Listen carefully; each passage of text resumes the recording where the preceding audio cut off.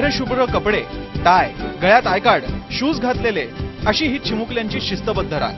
हे दृश्य कुठल्या कॉन्व्हेंट शाळेतलं नाहीये, तर हे चित्र दिसतंय लाखनी तालुक्यातल्या खराशी जिल्हा परिषद शाळेमधलं. खराशी 1000 लोकसंख्येचं गाव आहे. काही दिवसांपूर्वी या शाळेची अवस्था ही इतर जिल्हा परिषद शाळांसारखीच होती. मात्र एका शिक्षकाच्या कल्पनेनं आकार घेतला आणि शाळेचं रूपडं बदललं. मुबारक अली सय्यद या मुख्याध्यापकांनी शाळेला शिस्त लावली आहे.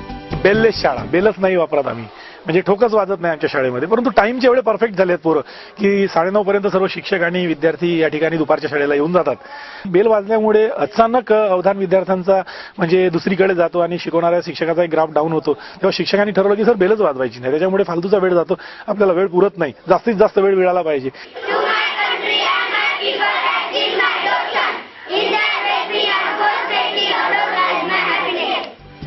सकाळी 9:30 वाजता शाळा सुरू होते. विद्यार्थी इंग्रजीतून प्रतिज्ञा म्हणतात आणि मग सुविचार.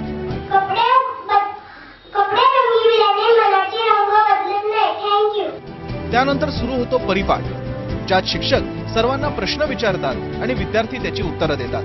What is this? What is this? वर्गामध्ये गेल्यानंतरही शिक्षक प्रात्यक्षिकांच्या माध्यमातून विद्यार्थ्यांना धडा शिकवतात. त्यामुळे विद्यार्थ्यांना अनुभवातून शिक्षण मिळतं.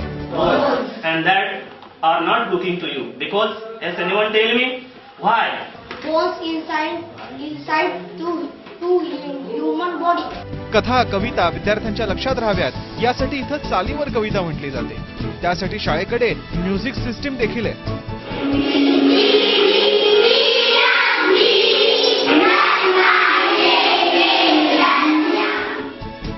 जिल्ह्याची नावं लक्षात राहावीत म्हणून एक भन्नाट कल्पना राबवली गेली आहे. इयत्ता 4थीतल्या प्रत्येक मुलाला जिल्ह्याचं नाव देण्यात आलंय. त्या विद्यार्थ्याला त्या जिल्ह्याची पूर्ण माहिती तोंडपाठ आहे. आम्ही नाशिक विभागामध्ये आहोत. माझे नाव अहमद गगर आहे. लहान वयात विद्यार्थ्यांना बचतीची सवय लागावी म्हणून शाळेतच बचत बँकेची व्यवस्था आहे. त्यातून 2,36,000ची रक्कम देखील जमा झाली आहे. मी आपल्या बाबांकडून मागते. किती पैसे जमा करते? 5 रुपीज किंवा कधी कधी 10 रुपीज. बरं, तुला या बँकेचं हे जे पैसे जमा होतात तुला काय फायदा होतो त्याचा? मला काही नोटबुक, पेन्सिल, पेन किंवा इत्यादी वस्तू घ्यायचे असतील तर मी कॅन्टीनमधून घेते व बँकेतले पैसे कट होतात.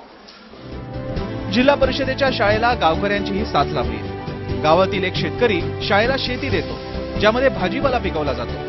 मग त्याचा वापर मध्यान्ह भोजनासाठी होतो.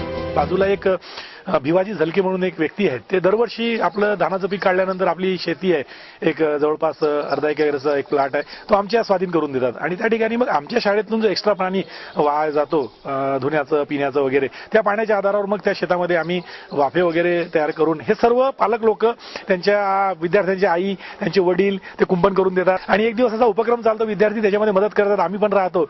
आणि मग त्यातून मिळालेले उत्पादन वर्षभर मग आम्ही पोषण आहारामध्ये वापरतो. शाळेच्या या उपक्रमांचा आता विद्यार्थ्यांना फायदाही होतोय. कारण मागील वर्षी शिष्यवृत्ती परीक्षेत याच शाळेचा विद्यार्थी राज्यात अव्वल आला. शिवाय नवोदयाच्या परीक्षेतही विद्यार्थी उत्तीर्ण झाले. शाळेचा गौरव करण्यासाठी जिल्हा परिषदेनं शाळेची शिफारस आता राष्ट्रपती पुरस्कारासाठी देखील केली. एका नक्सलाईट भागातील ग्रामीण शाळेमधनं विद्यार्थ्यांना आधुनिक पद्धतीनं दर्जेदार आणि सुसंस्कृत शिक्षण दिलं जात आहे. अशा पद्धतीचं शिक्षण इतर जिल्हा परिषद शाळेमधनं विद्यार्थ्यांना का दिलं जात नाही हा प्रश्नच आहे.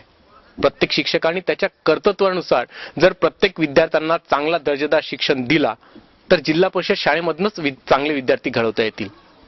दीपेंद्र गोस्वामी, एबीपी माझा, भंडारा.